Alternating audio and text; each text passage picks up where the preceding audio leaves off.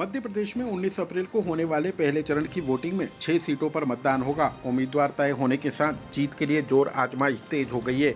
लेकिन लोकमत पर समझिए, प्रदेश की 6 अहम लोकसभा सीटों के सियासी समीकरण को कौन किस पर भारी साबित हो रहा है। सीधी विंध्य की सबसे महत्वपूर्ण सीट है। सीधी सिंगरौली के साथ शहडोल जिले का कुछ हिस्सा लोकसभा में आता है। यहाँ बीजेपी ने राजेश मिश्रा तो कांग्रेस ने कमलेश्वर पटेल को उम्मीदवार बनाया है। कुल 8 विधानसभा वाली सीट बीजेपी का मजबूत किला है, जिसे ढहाना कांग्रेस के लिए चुनौती है।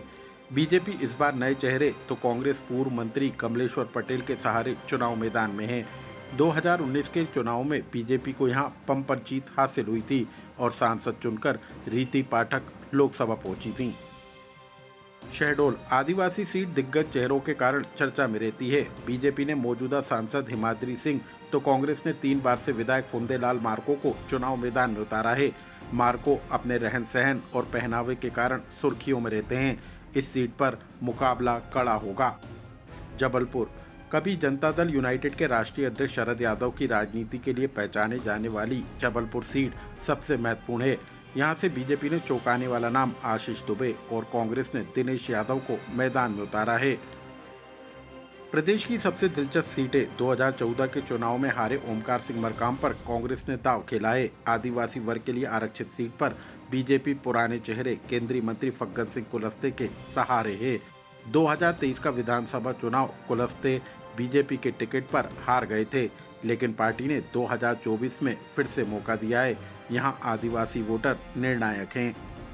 बालाघाट इस सीट पर चुनाव सबसे दिलचस्प होगा। बालाघाट सिवनी सीट पर कांग्रेस ने 8 बार जीत दर्ज की, लेकिन अब यहां बीजेपी का अभेद गढ़ बन गया है। 2023 के चुनाव में कांग्रेस को यहां पर बढ़त मिली। 2 जिले की 8 विधानसभा वाली सीट पर मुद्दों की भरमार है। पवार समाज यहां पर निर्णायक हैं। बालाघाट सीट पर भाजपा ने डॉक्टर भारती पारदी और कांग्रेस ने सम्राट सारस्वत को उम्मीदवार बनाया है।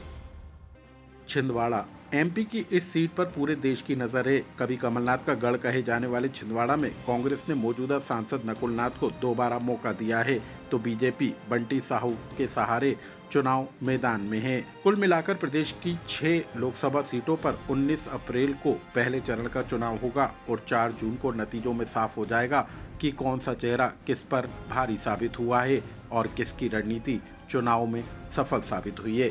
लोकमत के लिए भोपाल से अनुराग श्रीवास्तव की रिपोर्ट।